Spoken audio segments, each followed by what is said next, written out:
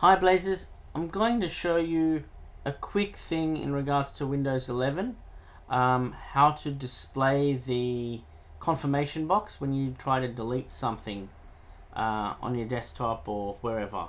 So if you've got something that you want to delete and it sort of, when you press delete, it instantly goes, and you want to get prompted before you want to delete it, so just to make sure that you're not deleting the wrong thing.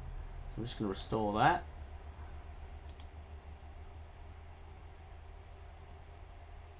Okay.